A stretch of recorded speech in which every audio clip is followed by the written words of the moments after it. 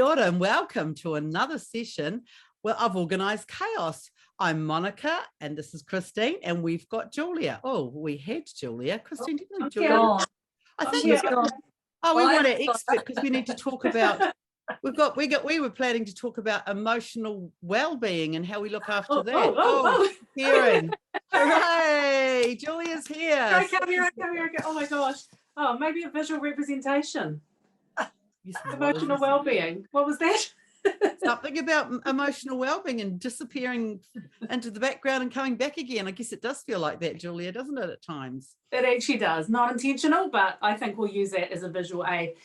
For me, knowing that my emotional well-being is not great is listening to the signs. And one of the signs is that I do have a habit of disappearing or ghosting, like I did just then. When we get put under pressure and we get stressed out, often we'll end up either going into fight mode, flight mode, or freeze mode. And one of the things that I have a habit of doing is just kind of disappearing quietly into myself. So how I'm looking after my emotional well-being is listening to my body and noticing. My big thing is noticing what's going on. So the other day I went to the supermarket, braved it, stood in the lines and did that, went around my local supermarket. I should know where everything is.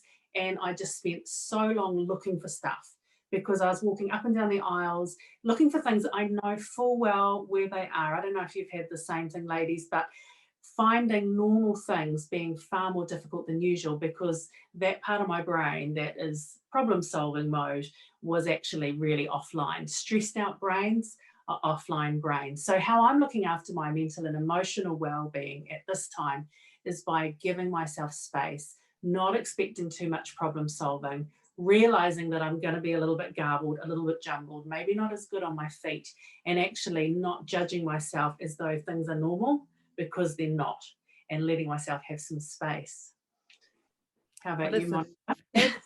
Absolutely outstanding answer. And I know that for myself, I have to check in with myself. You've got to stop, sit down and say, how am I feeling? Because just because we're walking around with ourselves all day, we're not fully aware. We can only see ourselves from an internal perspective. And we're so busy being in an external world, we forget just to stop and have a check-in. I remember once leaving my beautiful family or marital home and moving into a house that wasn't anything like that. The roof leaked, nothing matched. It was terrible. And I had to sit down on the couch and think, how do I feel? And I stopped and I felt great for a number of reasons, but having those check-in moments are defining moments for the rest of your life. Sometimes you think, actually, this is good or this isn't good. Now I need to take a step. And I know Julia's got some great tips for that. But Christine, what do you do for your emotional well-being? Look, I don't know if I'm very helpful here, because I'm aware that, I'm very aware of where I'm at, and I don't suffer with that so much anymore. I don't know if it's because I've already been through so much that I have a capacity to absorb a lot. When it does happen, and it has on specific occasions I can think of, I do withdraw into myself. I noticed I had a particular situation which I won't go into, but it was quite a difficult one, and it was at work a couple of years ago. And I remember doing a personality test at the time, or whatever those tests are you do, where you look at your strengths. Yeah. And I came out totally differently than I had a few years ago, because I was so affected by what was going on around me. And they say those tests never change, that basically you never change. Mine was dramatically different because I was so impacted by what had happened to me. But that doesn't happen to me very often now. I'm so used to stopping and realizing it's happening and thinking it through and thinking my way to the other side, that I'm not conscious of being under that. It's more personal things that'll affect me. If my kids are sick, or I'm worried about one of my grandchildren, or something's wrong, that's the thing that affects me far more than work or general living. And it doesn't happen to me very often.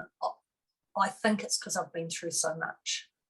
You're amazing. Sorry, I'm not very helpful, because I know most people don't react like I do. Oh, I know. I think for what you've been through, and Julia and I quite often talk about you behind your back, saying, what an amazing woman to have gone through, to have such public misinformation about yourself, and we're just in awe of how strong charactered you are. And also, in all honesty, we think you're unaware of exactly how strong you are, because you certainly are. Anyway, back to the people that we're speaking for and about and with.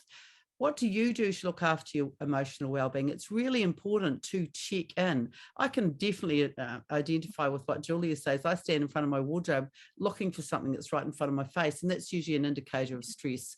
And if you're feeling like that, you do have to have a go-to. And we might talk about that in our next session. It's goodbye for now.